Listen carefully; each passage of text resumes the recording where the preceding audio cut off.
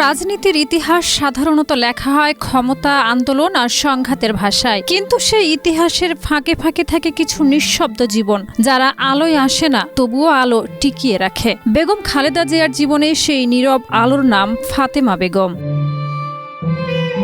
১.৫ দশকেরও বেশি সময় ধরে তিনি ছিলেন শুধু গৃহকর্মী নন, বরং একজন অবিচ্ছেদ্য সঙ্গী। কারাগারের স্যাঁতসেঁতে দেওয়াল, গৃহবন্দিত্বের দীর্ঘ নিঃসঙ্গতা, হাসপাতালের রাতজাগা করিডোর কিংবা বিদেশের অচেনা শহর, সবখানেই নিঃশব্দে অবিচল হয়ে দাঁড়িয়েছিলেন ফাতেমা। কথা কম, দায়িত্বে অটল। তিনি কোনো রাজনীতির মানুষ নন, কোনো ব্যানার বা মিছিলে তার নাম নেই। তবু ইতিহাসের সবচেয়ে কঠিন সময়গুলোতে তার উপস্থিতি ছিল ভরসার মতো।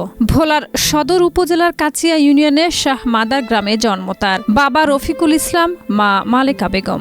৫ সন্তানের মধ্যে বড় হওয়ায় ছোটবেলা থেকেই সংসারের ভার ছিল তার কাঁধে।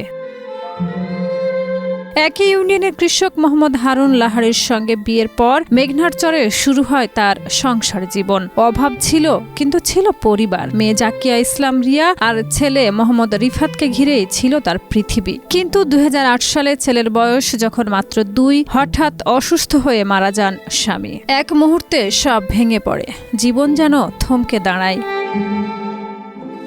স্বামীর মৃত্যুর পর ২ শিশু সন্তান নিয়ে বাবার বাড়িতে ফিরে যান ফাতেমা। মুদি দোকানি বাবার সামান্য আয়ে সংসার চলত না। তখনই বুক ভরা কষ্ট আর চোখ ভরা জল চেপে জীবনের সবচেয়ে কঠিন সিদ্ধান্ত নেন সন্তানদের গ্রামে রেখে কাজের সন্ধানে ঢাকায় যাত্রা। ২০০৯ সালে পূর্ব পরিচিত একজনের মাধ্যমে তিনি ঢুকে পড়েন বেগম খালেদা জিয়ার বাসভবনে। সেদিন কেউ জানত না এখান থেকে শুরু হবে এক মানবিক সহযাত্রা। রাজনীতির কেন্দ্রবিন্দুতে থাকা এক নারীর প্রতিটি দুর্বল মুহূর্তের নীরব সাক্ষী হয়ে উঠবেন তিনি।